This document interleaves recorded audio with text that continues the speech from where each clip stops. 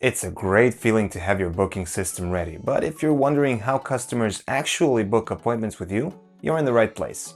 Welcome to Amelia. In today's video, I'll show you how to place booking forms on a page and walk you through the booking process from a customer's perspective. My name is Alexander. Let's dive in. First things first, let's start by adding the booking forms to your website pages.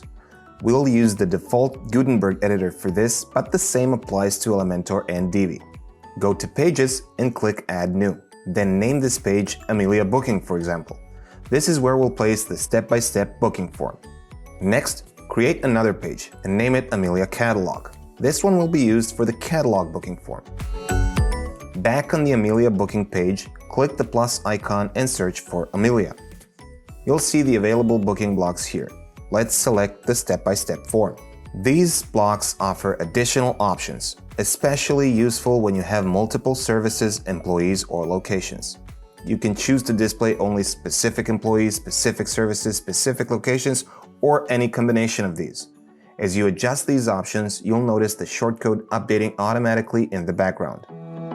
These blocks are available in Gutenberg, Elementor, and Divi. If you're using a different builder or theme, you can still use shortcodes.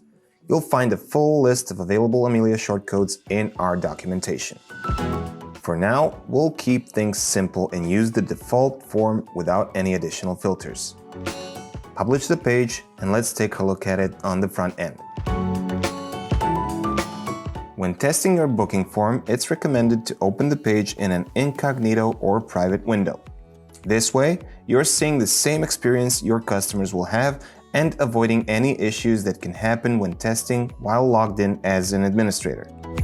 Now, let's walk through the booking process using the step-by-step form. What you see depends on your setup. If you only have one employee, one service, and one location, the form may skip the initial steps and go straight to selecting a date and time. If multiple options are available, customers will first choose the service, employee, or location. The layout, appearance, and order of these steps can also be customized. You're not locked into this flow. You can rearrange how the form behaves, what appears first, what should be hidden, and how the overall booking flow is structured using the available options and shortcodes. Everything related to the appearance and layout can be adjusted in the Customize section.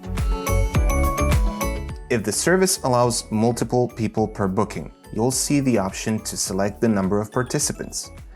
If you've configured extras, they'll appear in the next step. After selecting a date and time, customers may also see recurring options, if the service supports recurring appointments.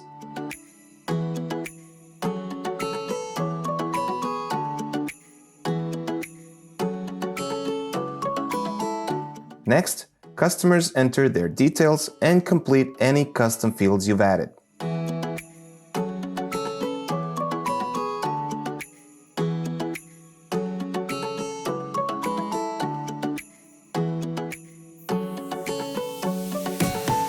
The final step is payment.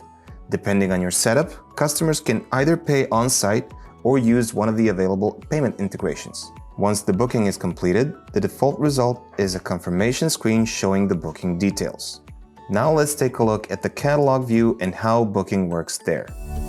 At the top, you'll see a search field and filters, followed by categories or directly by services depending on your setup. If there's only one category, services will be shown immediately. If service images are added, they'll be displayed here as well. To continue, select a category or a service and click Continue. This opens the service view.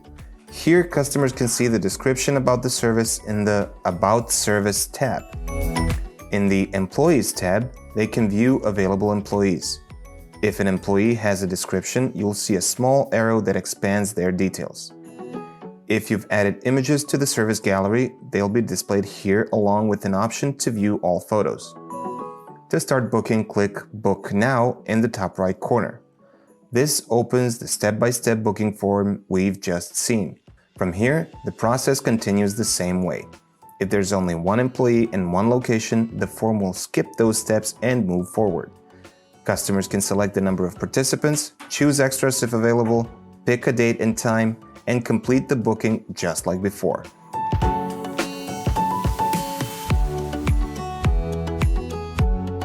Now let's go back to the backend and take a look at the bookings. Here you can see both appointments we've just created, along with all relevant details. And that's it.